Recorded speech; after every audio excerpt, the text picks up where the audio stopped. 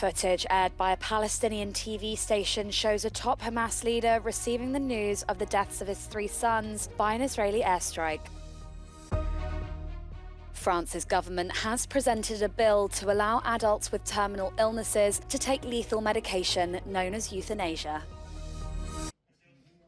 A Palestinian TV station has aired footage of Hamas leader Ismail Haniyeh receiving the news of the deaths of his 3 sons by an Israeli airstrike whilst visiting a hospital in Doha. Haniyeh has accused Israel of acting in the spirit of revenge and murder. It is not immediately clear how the deaths might affect ongoing ceasefire talks. In a statement published on X, formerly Twitter, the Israel Defense Force confirmed the strike.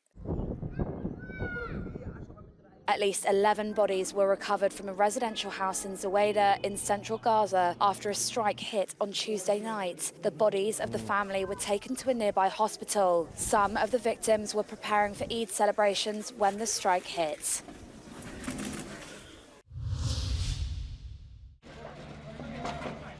Russian strikes hit a shop and a pharmacy in a northeastern Ukrainian village close to the Russian border on Wednesday, killing 3 people, including a 14-year-old girl. Russian forces have continued to bomb eastern and southern Ukraine, despite making little gain into the 1,000-kilometer front line in recent months. Switzerland will host a conference in June aimed at achieving peace in Ukraine. Russia will not attend. China, a Moscow ally, has said it will consider taking part. The Nordic-Baltic countries will provide additional support to speed up Ukraine's EU accession by setting up a special team of EU experts. Despite Russia's action, Ukraine and Moldova continue to take positive steps in their EU accession. It is critical that we maintain this momentum, and I'm therefore very glad and proud to here today in Visby, together with my minister colleagues, launch a unique Nordic-Baltic initiative to support Ukraine's EU accession. President Joe Biden has welcomed Japanese Prime Minister Fumio Kishida to the White House for talks on Ukraine, the Israel-Hamas war, and the continued challenges presented by China.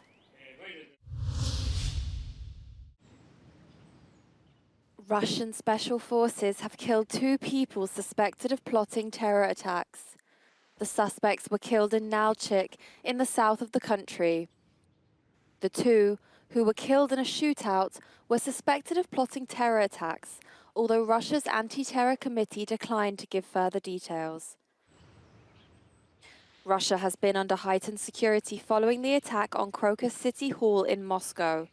The incident, which killed 145 people, was the worst terror attack in the country in decades. An affiliate of the Islamic State group has claimed responsibility for the attack. The Kremlin has sought to blame the attack on Ukraine without providing specific evidence.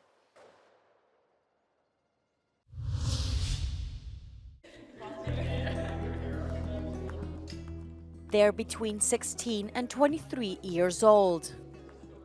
They're politically engaged and will be casting their ballots in the EU elections for the first time in June.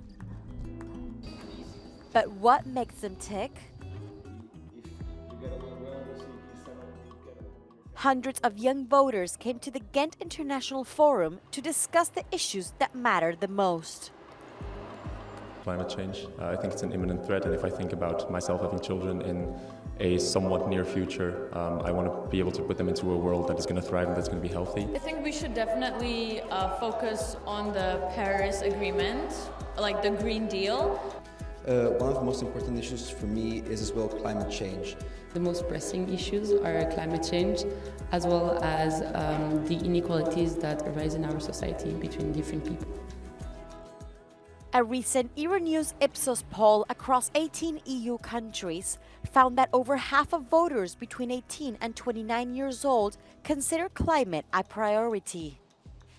It is not, however, the only issue that matters to them. Europe is standing at a crossroads. There's a new threat emerging from the east, with Russia being now more offensive than it ever has been before, invading a neighboring country, Ukraine. The Ghent International Forum was organized by the European Youth Parliament. It's a body recognized and partially funded by the EU, which aims to increase youth political engagement. EU institutions are keen for as many young voters as possible to turn up and have their say, especially given the historically low turnout among this age range. For me, it's very important that young people do remain active citizens and they are aware of the issues that affect them. And I think that now more than ever is more important for them to participate in political processes. So I feel like the European Youth Parliament is an amazing network for them to really get educated about topics.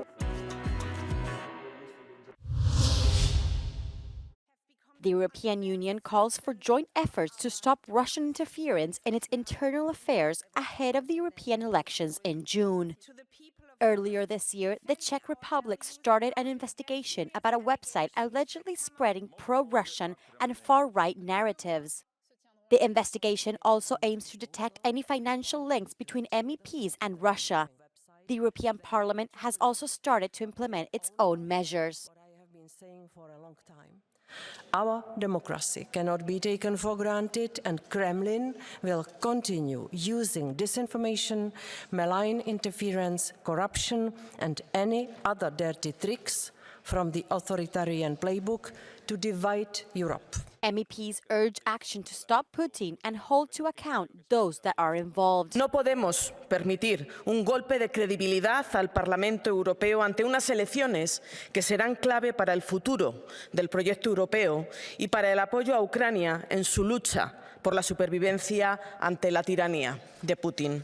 Je suis scandalisée d'apprendre que des membres de cette Assemblée et des candidats aux élections européennes auraient été payés par le gouvernement russe et par ses mandataires. Payés pour répandre la propagande du Kremlin. Payés pour œuvrer contre les intérêts de ceux qui les ont élus. C'est la raison pour laquelle nous, Renew, nous exigeons des noms et des chiffres. In February, the European Parliament denounced in a resolution Russia's continued efforts to undermine European democracy. The EU has taken concrete steps against disinformation through new laws and sanctions.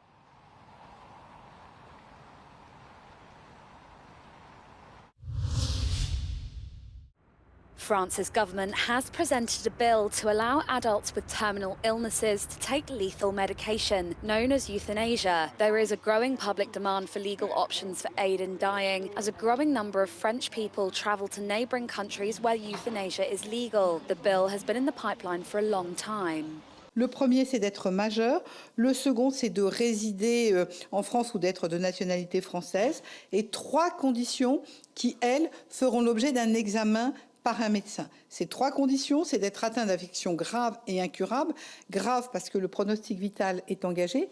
Incurable parce que la maladie ne peut pas se soigner. To benefit from the newly proposed measure, patients would need to be over 18 and be French citizens or live in France. Patients will need to prove they are seeking lethal medication of their own free will. Those with severe psychiatric conditions and neurodegenerative disorders such as Alzheimer's will not be eligible.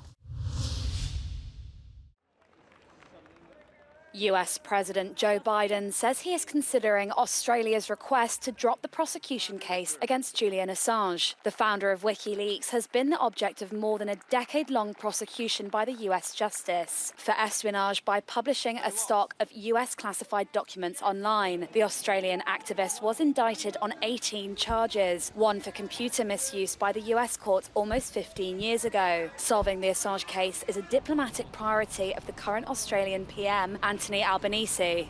Well, this is an encouraging statement from President Biden. I have said that we have raised, on behalf of Mr Assange, Australia's national interests, that enough is enough, that this needs to be brought to a conclusion, and we've raised it at each level of government in every possible way. Last March, the London High Court temporarily froze a US request of extradition as British judges are waiting for the legal assurance Assange will not face the death penalty. The London High Court is set to evaluate the US's reply in May 2024.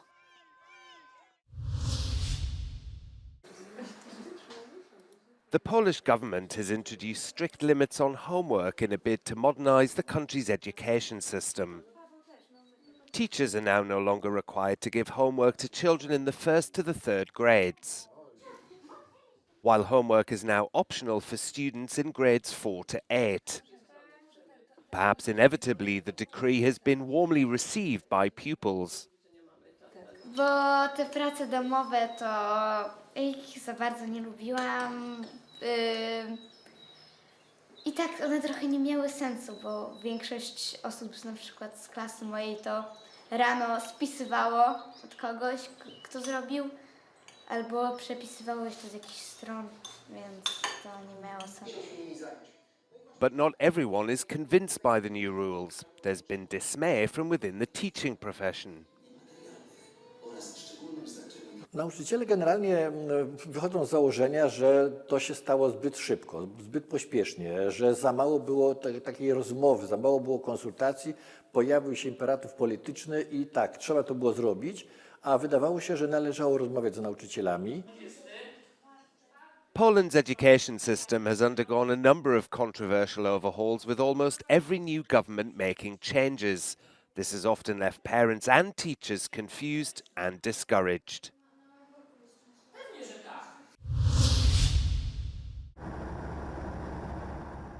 Kazakh local authorities have started blowing up artificial dams built by locals in an effort to lower water levels in flooded areas. Local media says 3,000 houses are still flooded.